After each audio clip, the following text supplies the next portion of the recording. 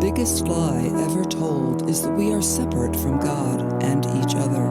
The truth is that we humans arrived on this planet as sovereign beings.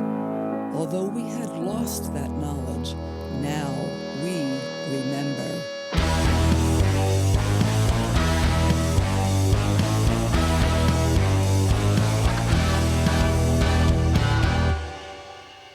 I'm not buying the lies. I've opened my eyes. The truth is revealed. I know what's real. It's my birthright to live in the light. I've awakened my mind. It's my time. I am sovereign. I am free. Only I govern me.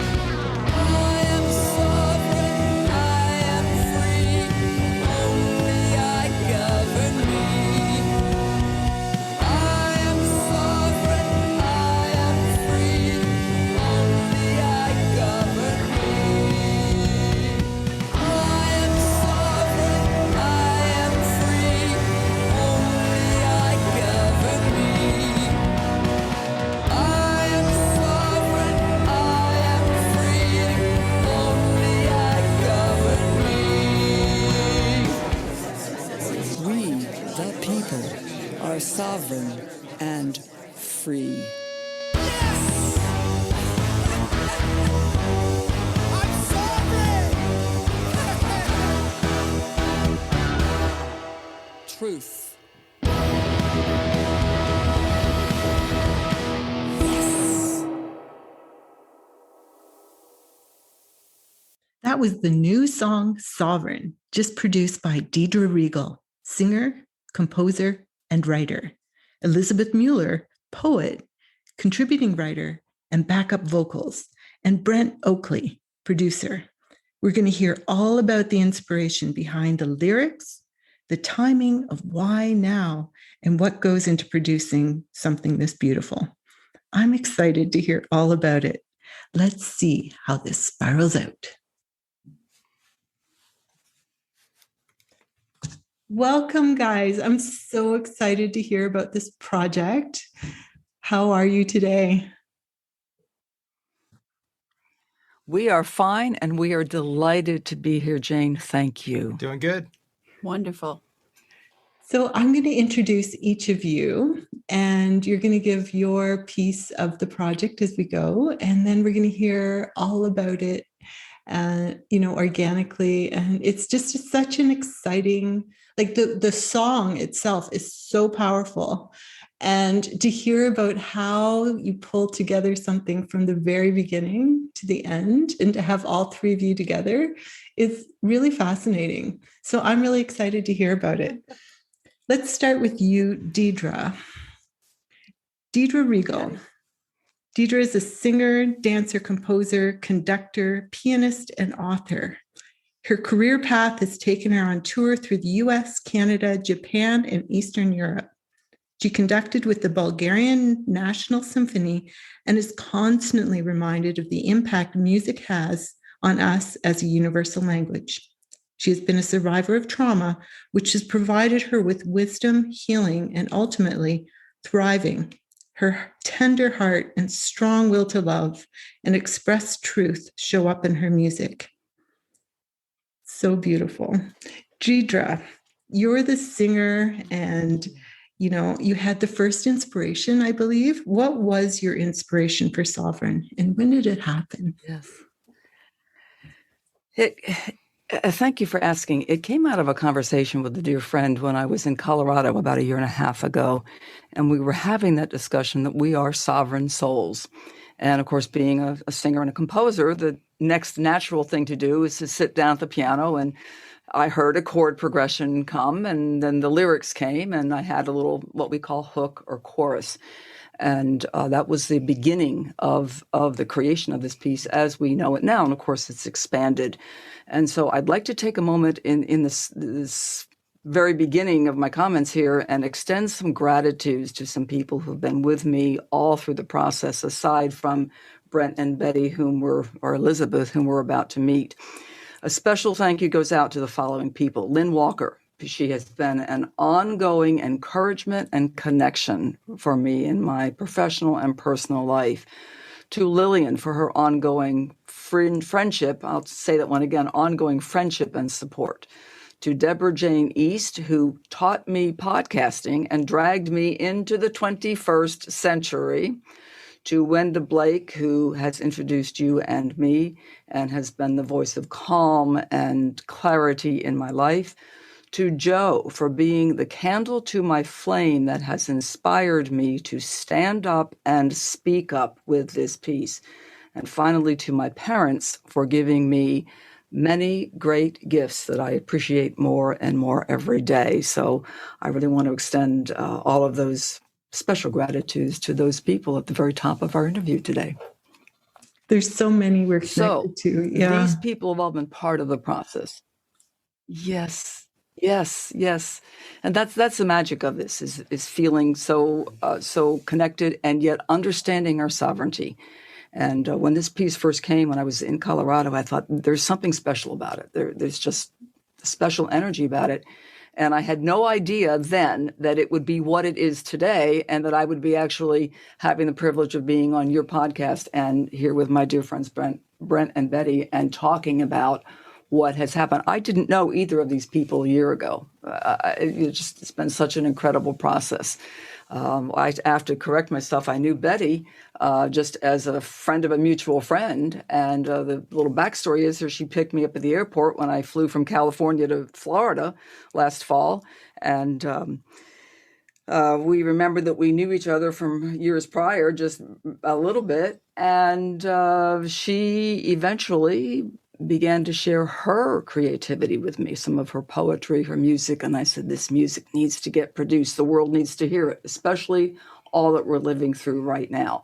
And it's such inspired and important music. And I said, well, let me get you in the recording studio. And I got the perfect person. And I called my friend Patrick Baker, gold record guy. He's not able to take clients right now. And he referred me to this godsend of a person that we're going to meet soon named Brent Oakley. And from there, I brought Betty into the studio to do some of her pieces. And then it became very clear that it was Sovereign's time to get produced and get in the airwaves for the world. So again, quite a process from sitting in Colorado, just playing a few chords and being inspired by a conversation. Isn't that amazing how that happens? Yeah. And it's galvanized. I love that word. It's come to be, and it's strong and it's powerful. What was the inspiration? What is sovereignty, and why does it touch our hearts right now? Wow. What is sovereignty? I had to look it up in the dictionary, and that's, in my understanding, it's being sovereign unto myself, owning myself, reigning with myself. We look at the word SOVREIGN. There's an R, or SOVEREIGN. I can't spell apparently. That's very reassuring.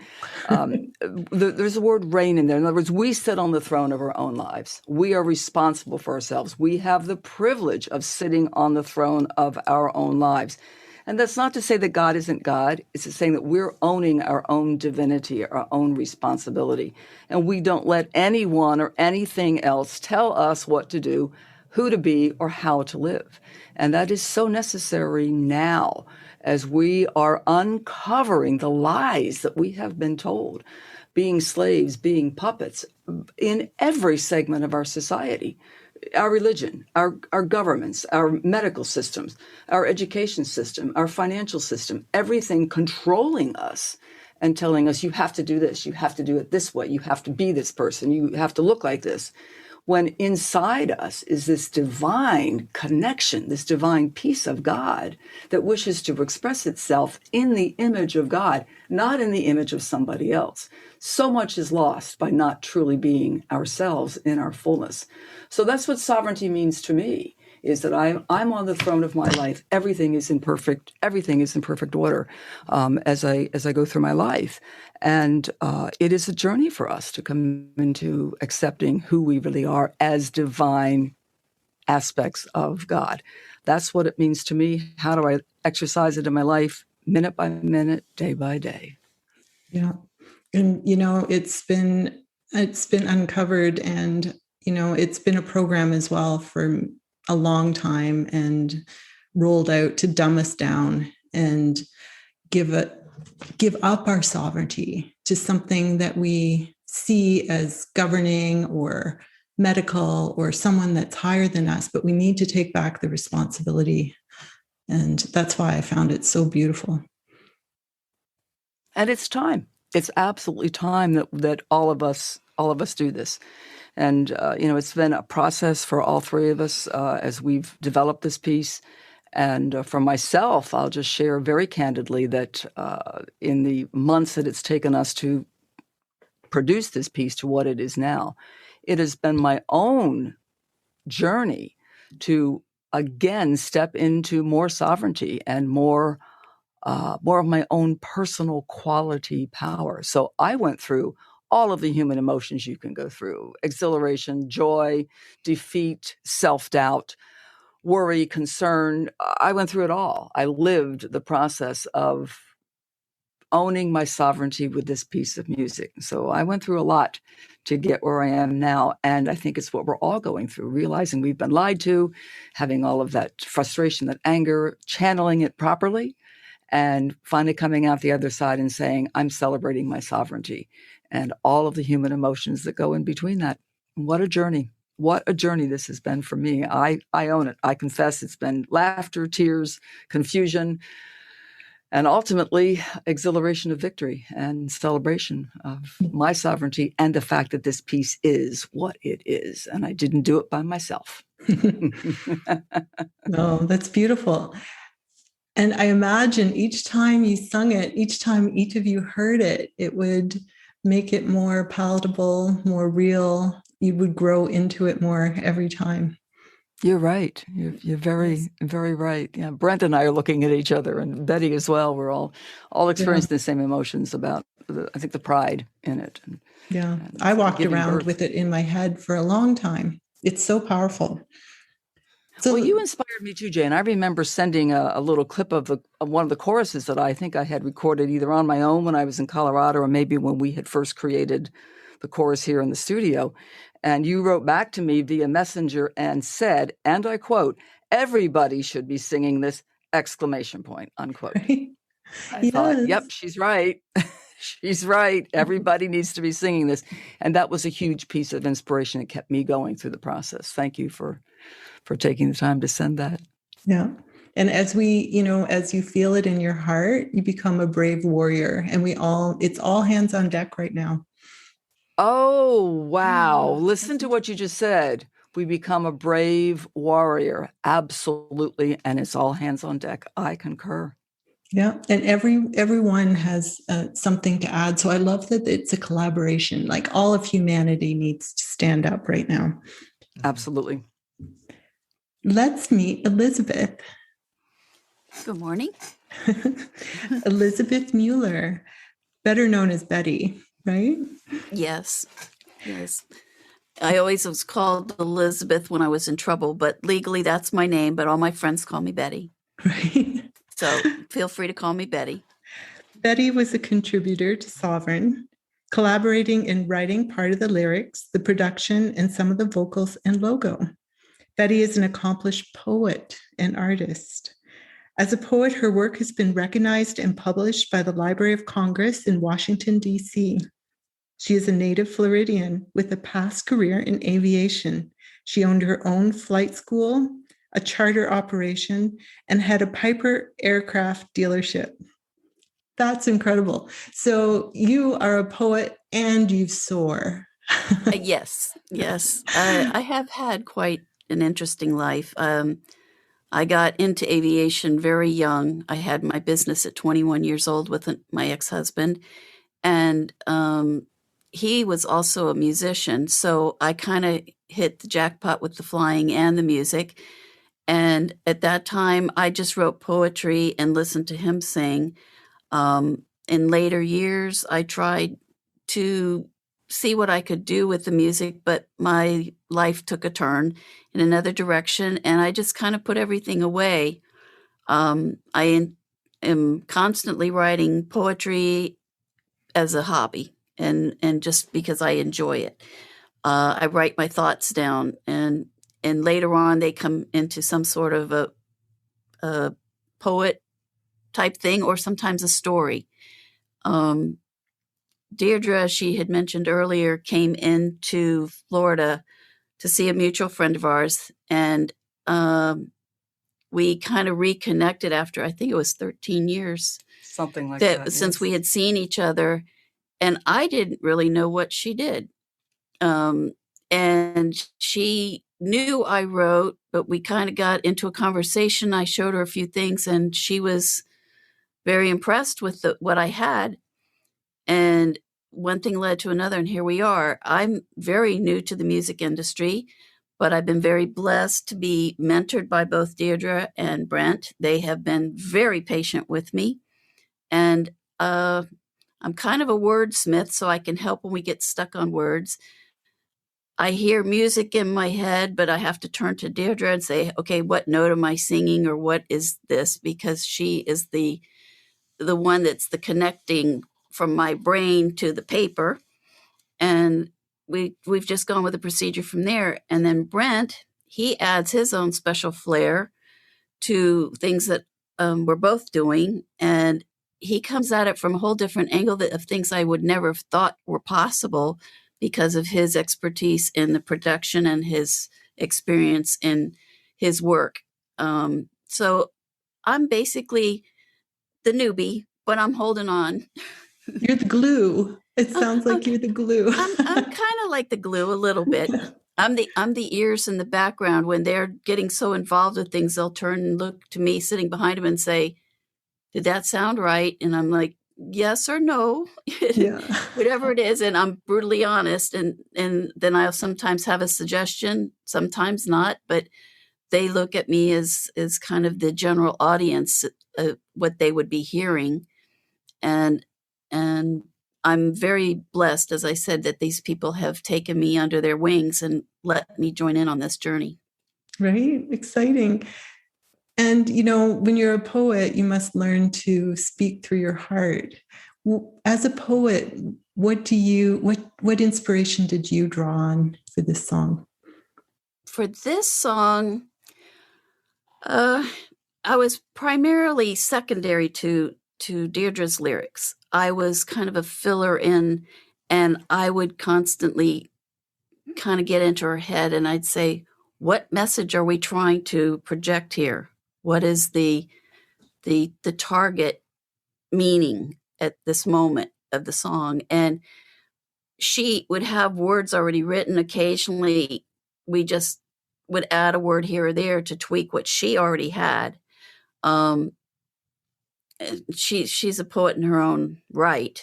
I just kind of enhanced it where we could on certain things. Primarily, we had more collaboration, I think, on the prelude part, the thought process leading into the song. Both of us got together and worked on it. And then Brent would throw in a word here and there. And so it was all three of us, really. It was no one person doing all one thing. We all would just check with each other and make it happen. Make it happen. Yeah. It's like a beautiful conversation, isn't it? One person has something and then the next has something to add, and it just spirals out. That's the magic. And this was our first time working together, so we had to learn each other's way of being and process and it was very interesting to learn how we've become friends with the collaboration as part of it. Yeah. Pure magic. Pure magic. Yeah, there's a certain trust that's developed, isn't there, with something like this? Very much so. Yes. Yes. And discovery of each other's abilities that we may not have been aware of, the talents as well. So I discovered a lot about Betty that I didn't know about her, and it all came out in the process. The same thing with Brent. And wait till we hear from Brent. And my kudos to Brent for what he's contributed to Sovereign. So quite the process, as I said. Yeah. Not to mention dealing with two women. Right?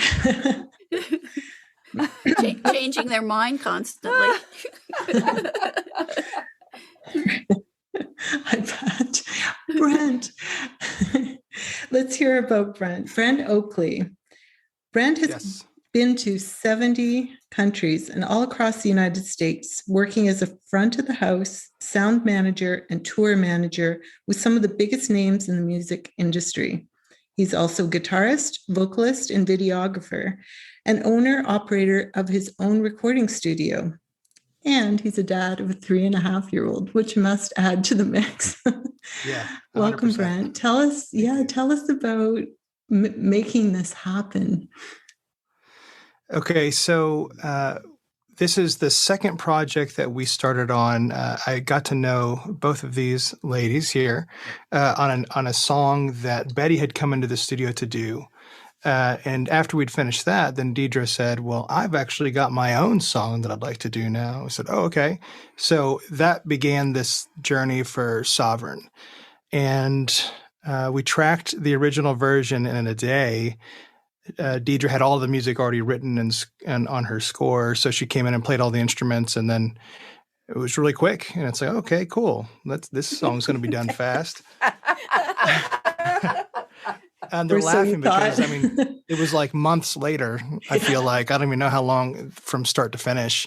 And from that point until the song that you received, it's just a total, complete transformation from the original. And it barely resembles it. Some of the structure is there for the most part. Some things were deleted or moved around.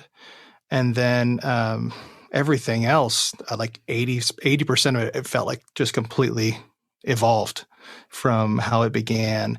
And a lot of that would happen while the three of us were together in the studio.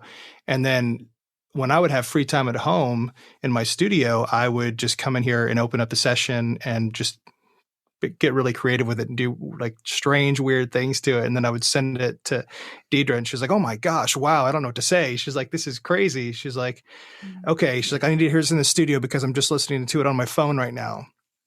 And then, so she would make a bunch of notes based on what I had done, and then she'd show up, and then we'd either keep those or we'd change some of them. But that was very much the process. It would just continue to change. And it's always like, okay, like we recorded this section like this, but what is it going to sound like next week or 2 weeks from now? And very much the same. There was a period of time with the lyrics where we had all kind of spent time on the verses, et cetera. And then just randomly I would have an idea and I would just text it to Deidre. I was like, what if you changed this word to this or these couple of words? And she's like, oh, I like that. Interesting. Okay. Yeah. Good idea. And so it was just totally all over the place. So it was very free form, I guess. And something interesting though, you had mentioned earlier at the start of this, that the song was kind of in your head after you'd listened to it and you were walking around singing it. Well, my son, my 3.5-year-old boy, his name's William, he heard me play this several times. I'd be driving him to daycare and I'd be playing it in my truck. And so he's just in the back seat in his car seat, just like pumping his fist in the air saying, I am sovereign. You got it. Yeah, he had it memorized and he would just walk around singing it and he'd be like, play that one again, Daddy. Super cool. I told Deidre about that. But yeah, like we all, just kind of lived on this song for a while and it was stuck in our heads in a lot of different ways for a bunch of different reasons. And we're really pleased with how it turned out. But I'm sure you've got some questions that you want to ask me specifically about what we did with it. So I'll turn the microphone back to you. Well, it has a very strong, powerful beat. It's how did that come about? So I'm trying to decide the right way to explain that without being too technical. I could say that there's multiple drums layered on top of drums. So you've got like 3 different kick drums, 3 different snare drums, all stacked on top of each other, different sounding drums that are mixed together just to give more power. And that's a common tool that's used these days in the studios. Instead of just a single snare drum, you could have 3, 4, 5, whatever, and then it just makes it sound massive. So when you layer up the percussion like that, for example, it just gives so much more power to it. And it's not just the same as just turning it up louder or adding a bunch of the same thing. They're all different, even though they're playing the same piece, but they're all different. So they're all contributing differently to that single hit, which just makes it that much more powerful. Does that help? Yeah. And it has, it has a bit of rock and roll to it, like, when I thought, oh, Sovereign, will it be all light and, spiritual, but it's like, it's very powerful. That little bit of that rock and roll in it. I love it. Thank you.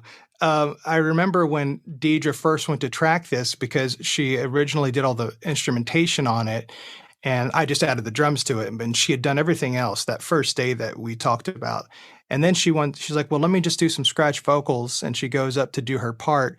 And you hear what it sounds like in the recording. You're like, oh my gosh, I just turned to her because she had sung on that first song with Betty very differently. So then she comes out here like, just this hard charging, like, just vicious sound. Rock goddess. Yeah, just like, I'm like, who is this person? She's like, yeah, I'm serious. I'm in business, I'm like, yeah, you do.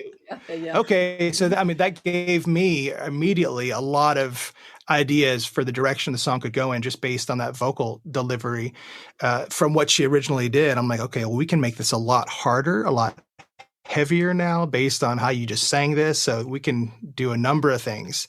And when I heard about how far reaching she wanted this song to be, it's like, okay, well, let's not hold back. Let's just kind of really think outside the box with every part, start to finish. Yeah. Yeah. So who well, and are this reaching? Is the value. Yeah. Far reaching. Yes. Who is this song meant to touch? Everyone. And that's a very ambiguous answer, but everyone who intrinsically in their soul remembers who they are can be touched by this. Anyone who's ready to awaken and be inspired to live a new life and what I believe we are creating as the new earth. And as far as how far it goes around the world, literally around the world, we have the technology to do it now. And Brent said very correctly, and this is a value of somebody of Brent's skill and passion and understanding, is to create something that is so universal, that there's something in it for everybody on so many levels, spiritually, emotionally, musically, that it can stand up to being presented to many different types of audiences. And I know that breaks the norm in the music industry. The first question you ask is, who's your audience? And here I come along and say, everyone, anyone who's willing to address the fact that they're sovereign beings and remember who they are. So I would love to see this song be on other podcasts, be on other platforms, be picked up by anybody who understands the value of music to drive into the brain and the being of a human, the actual message of the lyrics. And we know scientifically that when we speak words, yes, they're encoded, it's powerful language. When we put those words to music, especially powerful music like what we've created here, it goes in the brain and the body and our auric field even more powerfully and retains its presence and can actually be built upon. And so I'm very eager for this song to go as far and as wide as it can. And while I have the mic here, I will just mention that anyone who listens to this, if you'd like to invite us on your podcast or share the song with people, you'd like us to send the song, you'd like us to be part of your next Zoom meeting or whatever, the place to contact me is at Gmail address, and that would be drhoperadio@gmail.com. And that's D as in Deidre, R as in Regal, hoperadio@gmail.com. That's DR hoperadio@gmail.com. And we would be delighted, all three of us, to be conversational in the same way that we're being conversational with you, Jane, and do whatever we can to help this song spread literally around the world to awaken and inspire all of us who know intrinsically that we are sovereign. So thank you for asking. Yeah, and anyone out there that can help spread this, that would be wonderful. And I'll include that link in the notes so it can, it's easy to find. Thank you so much. So any other contributing thoughts on the mission or the inspiration behind this song?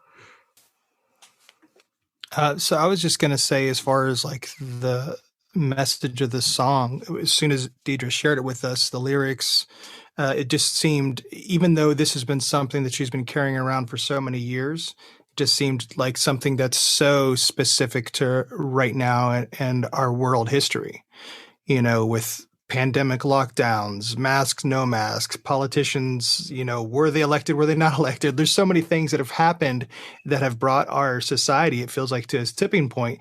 And a lot of it comes back to identity and, who are you? And, what are your rights? What is inalienable to you? Like, who are you as a human being?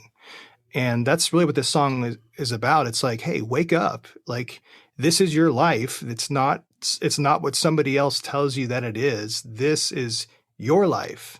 So you can live it, and that's timeless. And it's also very timely as well. So that's something I think that's important to really clarify about the song. Yeah. When Brent and I were first getting to know each other, I commented, "We are living the book of Revelation." And Brent said, "Yes, we are," just like that. And Betty's on the same page. We are literally living it day by day.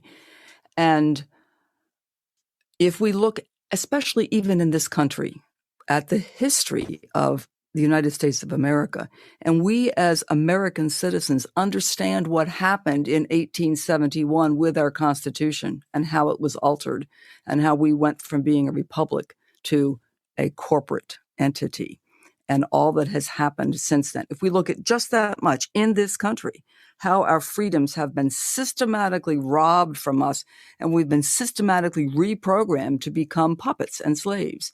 If we look at just that, and we now know that what has been done in secret is now being shouted from the housetops, all of us on the planet are sensing something's not right here. Something's not adding up. So that in itself is enough information for us to build on and to come forth with. And so if I talk about this piece, what it does in 2 minutes and 57 seconds, I realized as we got to the final edit, finally the final edit, right? For the 56th time. Yeah, for the 56th time, you said it right, Jane, and we're still friends, was that in 2 minutes and 57 seconds, we're actually taking the listener through the arc, what we call in theater the arc. And it begins with a single female voice talking about the biggest lie ever told. And then that no longer operatic voice coming out of me, this powerhouse of a voice that says, I'm not buying the lies. So now I'm confronting the fact that there's been lies told and I have anger about it. And I go through the process and I, for the first time, then declare my sovereignty. And it's a little, wow, am I really sure about this? Yes, I am. And then in the progression of this music, we hear the male voice come in, the masculine energy. And that was specifically designed on my part. We hear Brent's wonderful guitar solo come in. And I want to tell you, I sat here while he tracked that and I just prayed. We were all just wanting the right notes, the right inflection, the right everything, because that's the voice that expresses the masculine energy as they're processing. And then we hear his voice saying, I'm not a puppet, I'm not a slave. We hear him singing. And then we go into this repeated mantra chorus, I'm sovereign, I am free. Betty's voice joins us. The rest of the band and the orchestra joins us. So it becomes this growing thing. And then there's that pause and we hear, we the people, we. Now it becomes plural. And at the very end, we hear that single feminine voice saying truth. That's the arc. In 2 minutes, 57 seconds, I believe we've told a very powerful story of this awakening beginning with one person and spreading all across the globe through as many channels as it can, and coming back to we, the people, globally. We, the people, are sovereign and free. And that is the truth. Yeah. And then one thing that when Deidre was talking about the we the people moment, so you hear that her voice comes in the song over what sounds like a crowded subway station or something. And what was really cool about that part there is that's the three of us talking. And unbeknownst to them, I had this microphone set up here and recording for 2 or 3 minutes while we were literally talking about the story of the song, how it happened, and about the idea of us talking and creating this large sounding audience of people. And they didn't realize that I'd already recorded it. And I said, oh, we've got it now. And I just chopped it all up and stacked it on top of each other like 30 or 40 times. And it just sounds like a million people talking. And so that's what you're actually hearing in that moment. So it's real dialogue between the three of us, totally candid. I knew it was happening, but he's very sneaky. Yeah, very sneaky. He didn't tell us. And Deirdre and I looked at each other. He says, I'm done. And we said, we haven't pressed record yet. And he says, no, we were recording the whole time. We were talking about all kinds of stuff. And we're like, what? But he's very good, but very sneaky. Really brilliant, actually. Very brilliant. Yeah. Because that's when the most brilliant conversations happen, isn't it? Absolutely. And when we listen to the whole piece, it's so perfect. Of course, when we were in the studio at the time, I asked him, said, Brent, do you like living? It was brilliant. Yes. Again, another brilliant contribution that that all three of us have contributed. And me being new to this process, I was like the little kid in the back seat of a car saying, "Are we done yet? Are we done?" Because they'd say this was the final cut. I'm like, "Oh, okay, good." The next day we came in. No, we're redoing the whole thing. Oh, we're not done yet. No. So it was that was echoing in their ears from me because I didn't realize exactly how involved this was going to be. But it has been quite the learning experience. And I told them now they've created a monster with this song because now my stuff has got to be more fluff in there than what I originally had. And they're laughing. They're like, well, that's part of it. We knew. But it's been quite the journey. Yeah.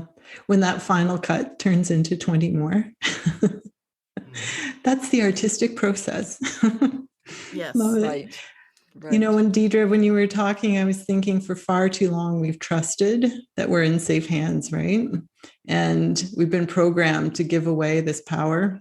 And it is time for us to re-own it because we're going sideways. And if we don't take back the reins, nobody can. Mm-hmm. We are the ones. We are the ones, yes. And we're being called also to show up as our best version of ourselves. I posted on Facebook several weeks ago, the days of glorifying suffering and struggle are done. And it's time for us to show up in our best version of ourselves. In joy, hope, peace, love, happiness. These are our birthrights. And of course, that may involve some personal healing, some personal confrontation, and personal inner work. Perfect. That's one of the things that we're here to do. And I stand by that as well. So it's power with integrity, with intention, with universal love to the highest degree possible. And it is time, and we are the ones who have come here to do this. And by God, we are doing it. All of us. Yeah. Yep. And it involves that intent and that caring for each other, which we do. But yes. But with a different outcome. Any other words of wisdom, guys? I just love this conversation.